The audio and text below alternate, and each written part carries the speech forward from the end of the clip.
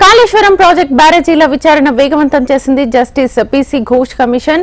First phase investigation పూర్తి చేసిన commission second phase విచారణ మొదలుపెట్టింది. ఎవిడెన్స్ సేకరణపై కసరత్తు మొదలుపెట్టారు. విచారణ పూర్తి కాగానే ఫైనల్ రిపోర్ట్ తయారు చేయనున్నారు.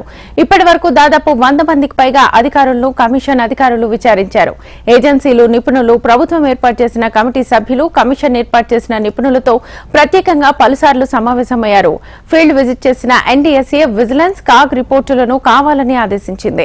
ఇక ఇప్పటికే కాగ్ రిపోర్ట్ నివేదిక కమిషన్ కు అందింది. మరో వారం రోజుల్లో విజిలెన్స్, ఎన్డీఎస్ఏ పూర్తిస్థాయి నివేదికలు కావాలని కమిషన్ లేఖ రాయనుంది. పబ్లిక్ అఫిడవిట్లను కమిషన్ పరిశీలిస్తుంది. ఒకవైపు విచారణ కొనసాగుతుండగానే మరోవైపు పంప్ హౌస్ లో పనిచేసిన ఇంజనీర్లను, నిర్మాణ సంస్థల ప్రతినిధులను కమిషన్ పిలిపించింది. ఇక ఇంజనీర్లు, చీఫ్ ఇంజనీర్ మొదలు ఏఈ వరకు మొత్తం 14 మంది ఇంజనీర్లు కమిషన్ ముందు విచారణకు హాజరయ్యారు. అప్పటి పరిస్థితులను, రెవెన్యూ విషయాలను కమిషన్ విచారించింది. ఈ నెల 16వ తేదీ వరకు అఫిడవిట్ల రూపంలో కమిషన్ ముందు చెప్పిన అంశాలను దాఖలు చేయాలని ఆదేశించారు. పంప్ హౌస్ నిర్మించిన ఏజెన్సీ వారు సైతం అఫిడవిట్లు దాఖలు చేయాలని కమిషన్ ఆదేశించింది.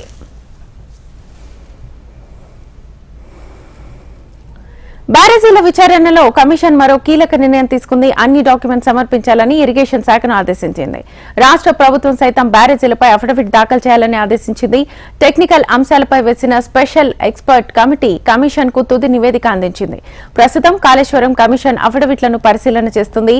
పూర్తయిన తర్వాత పలువురికి నోటీసులు ఇవ్వనుంది. కాగ్ రిపోర్ట్ పరిశీలించిన తర్వాత స్టేట్ కాగ్ అధికారులను విచారణకు పిలవనున్నారు. చివరిగా ప్రజా ప్రతినిధులను విచారించి పూర్తి స్థాయిలో తుది నివేదిక ప్రభుత్వానికి అందించనుంది కమిషన్.